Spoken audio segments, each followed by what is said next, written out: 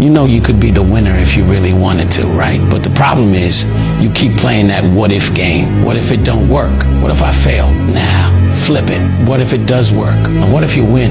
Then what? You're gonna be sitting there happy, right? You say you wanna win, but then you're scared to lose. What sense does that even make?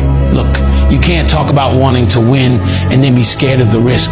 That's not how this works. If you lock in, keep your head down and stay focused on the vision, how could you not win?